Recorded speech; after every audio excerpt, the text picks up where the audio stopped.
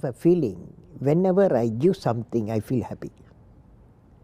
You see, this is you try. That whatever you may have knowledge, you have sometimes better economy you may have. Better, because sometimes you can have a kind words you can have. So if you use and make somebody's life happy, that is you are giving, and his or her life is happy. That's a best thing a human being can think of. Then you will get a conflict-free world. That's why I used to say, where there is righteousness in the heart, there's beauty in the character. Where there is beauty in the character, there is harmony in the home. Harmony in the home. Where there is harmony in the home, there is order in the nation. When there is order in the nation, there is peace in the world. Where is the starting point? Where there is a righteousness in the heart, beauty in the character, harmony in the home, and the order in the nation, peace in the world. All are in one after the other is coming. So where we start? We start the righteous in the heart. Remember this incident, 1979, SLV-3 satellite launch vehicle, I was the project director, mission director. My mission is to put the satellite in the orbit. Thousands of people worked nearly 10 years. I reached the Sriharikota, and it's in the launch pad. Countdown was going on. T minus 4 minutes, T minus 5 minutes, T minus 1 minute, T minus 40 seconds. Computer put a hold, don't launch it. Computer says don't launch it. I am the mission director, I have to take a decision. Everything is on. Behind me there are 6 experts. They saw computer database coming in and screen, and they see the pictures in the screen. They said there's a problem. The problem is there's a leakage in a system, in the control system. But immediately calculation, no problem. We have got sufficient fuel and oxidation for control system. It controls the rocket to the required attitude, and we can go ahead. Now, of course, my expert's view, but I took the decision. Problem is mine. Finally, I took a decision. I bypassed the computer, I launched the system. Okay, I launched the system. This fellow went. First stage worked is a 4-stage rocket, and second stage got mad. It went to spin. Instead of putting the satellite in the orbit, it put in the Bay of Bengal. 1979, it was a failure. It was a first time I experienced my failure. How do you manage the failure? Success I can manage.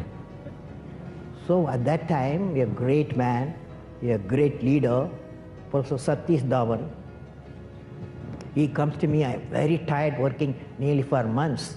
He wakes me up, come, let us go for a press conference. Press is meeting there, like this, number of people, world press, with photos, this and that, all the gadgets, they are there. I was really frightened, I will be the culprit, because I'm the project director, mission director. What Satish Dhawan said, chairman, Indian Space Research Organization, said, dear friends, we have failed today. It's the first time I have to give all the success. All the failure is, I want to support my technologists and scientists and staff so that next year they succeed. So he took the whole blame himself.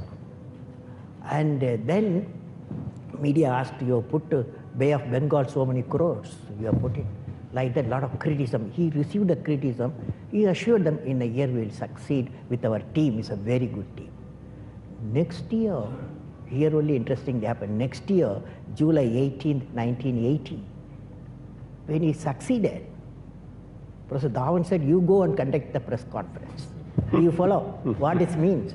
It means when the failure occurred, the leader took it up. When the success came, he gives to his team. How did you become so great? How did I become so great? That's the question. Well, which class you are studying? 4th. What's your dream in life? I want to become a singer. Singer? Hindustani or Carnatic? Hindustani or Carnatic music? Any music? Yeah, music. Any music will become. Well, I don't know how became. I don't know. It's a relative terms. So I personally believe you must have a dream. Say, I must have a dream. I must have a dream. I must continuously acquire knowledge. Continuously acquire knowledge. I must continuously acquire knowledge. Hard work. Hard work. Hard work. And perseverance. And pursuance. One should not be not afraid of problems. Not afraid of problems. Then you will be successful. We should know how to handle not only how to handle the success, how to handle the failures. Particularly you are in the management environment, Wharton. I want the young people to understand how to manage the failure. Because any task you do, you have to come across problem. Problem should not become the captain of the individual or the project chief. And the project chief should become the captain of the problems and defeat the problem and succeed. And for a culture of excellence. The excellence not by accident. It is a process where an individual continuously strives to better oneself. The performance standards are set by themselves. They work on their dreams with focus and are prepared to take calculated risk and do not get deterred by failures as they move towards their dreams.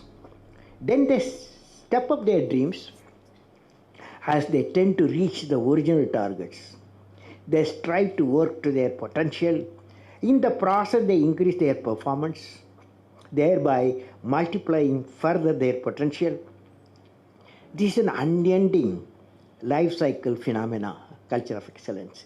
They are not in competition with anyone else but themselves. That is a culture of excellence. I am sure each one of you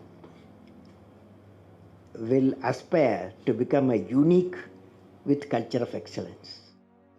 You've written books, you've served as president, you're an aerospace engineer, you've been a professor, but you say the title you like best is the title of teacher. Why is that? You know, I had a teacher when I was a young boy, 10 years boy, wartime, the Second World War going on. At that time, I used to see in my class, 5th class teacher, in science teacher, his name is Subramania Iyer. He entered the classroom and we used to see the radiation of knowledge from him, When he enters the classroom, my teacher, I see a radiation of purity of life. And the way he taught, my dream got shaped. What should be my way of life? He is the person, the teacher gave me the vision of my life when I was a young fellow. Now a teacher has got a fantastic opportunity to grow minds, to enrich the minds, and give the dreams to the young people and nurture the dreams with them, and they will become a great human being. Sometime they will become better than you, but better than the teacher. So that opportunity you have. And also the teacher, like what I am doing, I am a professor, I can also do the research. Young researchers will work with me. That's a great pleasure when they get the PhD. History has proven that those who dare to imagine the impossible are the ones who break all the human limitations. In every field of human endeavor, whether science, medicine, sports, arts or technology, the names of the people, just now I listed some of the names of the people who imagined the impossible are engraved in our history. By breaking the limits of their imagination, they change the world. You take C.V. Raman, you take Newton, you take Einstein, you take Chandrasekhar. By breaking the limits of their imagination, they change the world. Carefully hear me what I am saying. What did I learn from the youth of 11 million people? I learned every youth wants to be unique. Every youth wants to be unique. That is you. Every youth wants to be unique, that is you. But the world around you is doing its best day and night to make you just everybody else. Now, the question is whether you want to be you or everybody else. You? You want to be you? Not everybody else. Now, if the question being like everybody else is convenient at the first glance, but not satisfying in the long vision. The challenge, therefore, my young friends, is that you have to fight the hardest battle. You have to fight the hardest battle which any human being can ever imagine to fight, and never stop fighting until you arrive at your destined place. That is the unique you. To get the unique you, it's a big battle. The battle means you don't need to take a gun. The battle means you have to have 4 unique things. 4 unique tools you must have in that battle. One is you have to set the goal. The second one is acquire the knowledge continuously. And third one, it's a hard work with the devotion. And fourth is perseverance. These are the tools you have to, for the battle you have to wage. If you want to be discoverers, if you want to be innovators, I am going to give you what type of characteristic you must have. Invention and discoveries have emanated from creative minds that have been constantly working and imagining the outcome. The telephone, he was imagining the outcome in the mind. With imaging and constant effort, all the forces of the universe work for that inspired mind, thereby leading to invention and discoveries.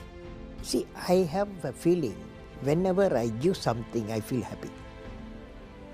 You see, this is you try.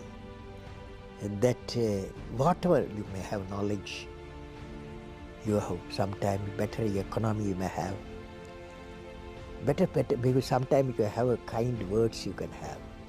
So if you use and make somebody's life happy, that is you are giving, and his or her life is happy, that's a best thing a human being can think of. Then you will get a conflict-free world. That is, leaders should work with integrity and succeed with integrity. Leader should work with integrity and succeed with integrity. And I believe President, since you asked the question, has to be continuously in touch with the people. Rashtrapati Bhavan, where I was there, became a People's Bhavan. Instead of Rashtrapati Bhavan, it becomes People's Bhavan. And also I travel into the whole state, cutting across hill, deserts and sea. I was in touch with millions and millions of people.